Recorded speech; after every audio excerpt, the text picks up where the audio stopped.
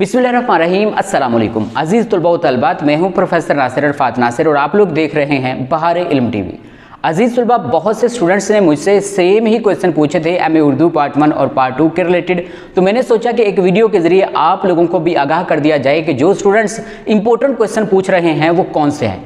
तो अजीज़ तुलबा, बाकायदा वीडियो शुरू करते हैं। सबसे पहला क्वेश्चन स्टूडेंट्स ये पूछते हैं कि सर एमए उर्दू पार्ट 1 और पार्ट 2 पंजाब यूनिवर्सिटी के बाकायदा से एग्ज़ाम किस डेट को शुरू हो रहे हैं। तो अजीज़ तुलबा, आप लोगों को बताता चलूँ कि 9 सितंबर से एमए उर्दू पार्ट 1 और पार्ट 2 के एग्ज़ाम बाकायदा से शुरू हो रहे हैं। एक दिन एमए उर्दू पार्ट 1 का पेपर है और दूसरे दिन एमए उर्दू पार्ट 2 का पेपर है। एक पेपर में तकरीबन 1 या 2 छुट्टियां होंगी। आप लोगों के लिए मैंने जो डेट शीट है वो अपलोड कर दी हुई है, वो डेट शीट आप लोग लाजमी देख लीजिए। अगर हम लोग बात करें रोल नंबर स्लिप की, तो अजीज़ तुलबा तकरीबन 5 या 6 दिन बाद पंजाब यूनिवर्सिटी की ऑफिशियल वेबसाइट पर आप लोगों की रोल नंबर स्लिप्स अपलोड कर दी जाएंगी। आप लोग इस इंतज़ार में मत रहिएगा कि हमें रोल नंबर स्लिप्स हमारे बताए हुए एड्रेस पर आएगी। लास्ट ईयर भी ऐसे बहुत से स्टूडेंट्स ने अपने एग्जाम मिस कर दिए थे, वो इस इंतज़ार में थे कि हमारी रोल नंबर स्लिप्स हमारे बताए हुए एड्रेस पर आएगी, लेकिन ऐसा नहीं हुआ। और जितने भी स्टूडेंट्स थे जिन्होंने एग्जाम दिए, उन्होंने पंजाब यूनिवर्सिटी की ऑफिशियल वेबसाइट से अपनी रोल नंबर स्लिप डाउनलोड करके अपने एग्जाम दिए। लिहाजा आप लोग बहार इल्म टीवी चैनल को फॉलो कर लें, सब्सक्राइब कर लें, बेल आइकन प्रेस कर दें। जैसे ही रोल नंबर स्लिप अपलोड हुई आप लोगों को आगाह कर दिया जाएगा और आप लोगों को तरीकाकार भी समझा दिया जाएगा। इसके बाद स्टूडेंट्स ये पूछते हैं जो बहुत ही इंपॉर्टेंट है, और ये सवाल स्टूडेंट्स मैक्सिमम इसलिए पूछते हैं क्योंकि यूट्यूब पे एक ऐसे प्रोफेसर है जो स्टूडेंट्स को गलत गाइड कर रहे हैं। तो मैं सबसे पहले इसी क्वेश्चन को ही डिस्कस करता हूं। स्टूडेंट्स मुझसे पर्सनली भी कॉल करके पूछते हैं कि सर क्या एमए उर्दू पार्ट 1 और पार्ट 2 का जब पेपर अटेम्प्ट किया जाता है तो क्या उसमें हेडिंग्स देना ज़रूरी होती हैं या नहीं।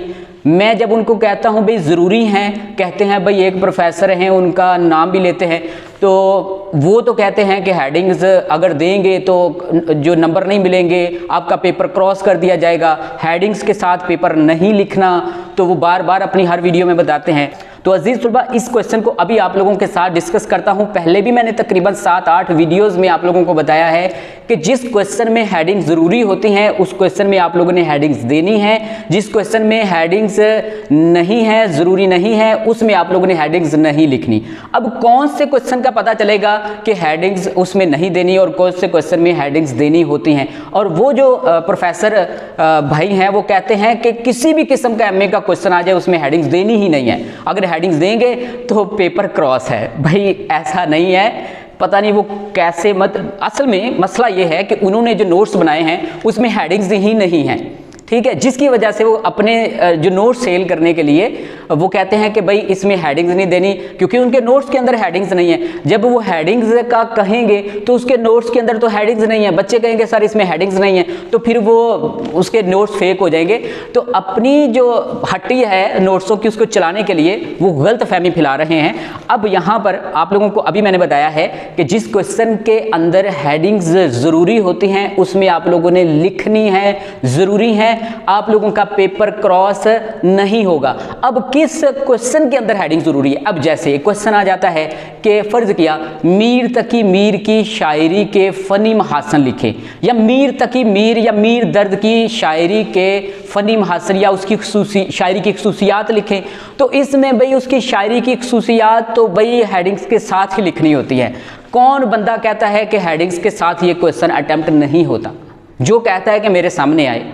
ऐसे ही आप लोग गलत फहमियाँ फैला रहे हैं। तो अजीज़ तुलबा, इस तरह का अगर क्वेश्चन आप लोगों को आ जाए तो आप लोगों ने हेडिंग्स बनानी है, मार्कर के साथ बनानी है, खूबसूरत करके आप लोगों ने पेपर अटेम्प्ट करना है, आप लोगों ने हेडिंग्स दे देकर अपना पेपर अटेम्प्ट करना है। अगर क्वेश्चन कोई ऐसा हो जिसमें हेडिंग्स ज़रूरी नहीं है तो उसमें आप लोगों ने हेडिंग्स नहीं लिखनी।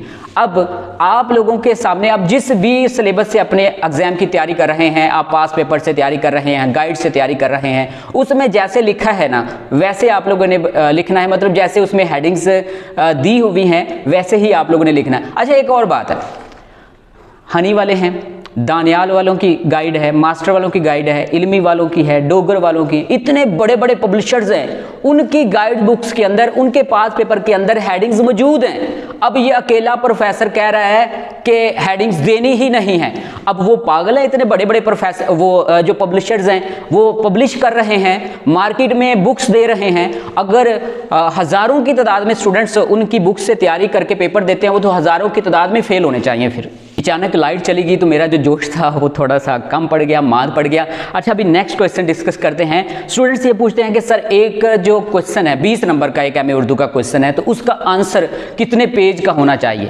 भाई डिपेंड करता है मटेरियल पर। अगर आप लोगों के पास मटेरियल कम है, आप ज़्यादा नहीं लिख सकते, तो कम अज़ कम 5 पेज आप लोगों ने लाजमी भरने हैं, 5 पेज, ठीक है। अगर ज़्यादा मटेरियल है तो तकरीबन 8 या 9 पेज आप लोग भर लें, तो 8 या 9 पेज से आप लोगों ने ज़्यादा नहीं भरना, ठीक है। अब मैंने आप लोगों को बताया है कि कम अज़ कम 5 पेज। अब 5 पेज कितने होने चाहिए? ये 1 पेज है, ये 2 पेज है, ये 3, ये 4 और ये 5। समझ आ गई है ना? 5 पेज आप लोगों के होने चाहिए। और अगर 8 पेज हो, मतलब कि ये आप लोगों ने 1 2 3 4 5 6 7 8 पेज आप लोगों ने भरने हैं, ठीक है। तो फिर आप लोगों को तकरीबन 14 या 15 मार्क्स मिलेंगे। शर्त यह है कि आप लोगों की राइटिंग अच्छी हो, शर्त यह है कि आप लोगों की हेडिंग्स अच्छी हो, शर्त यह है कि आप लोगों ने खूबसूरत करके लिखा हो। फिर 14 या 15 आप लोगों को मार्क्स मिलेंगे। पूरे मार्क्स एमए उर्दू में नहीं मिलते। इसके बाद स्टूडेंट्स ये पूछते हैं कि सर पासिंग मार्क्स कितने होते हैं स्टूडेंट्स के?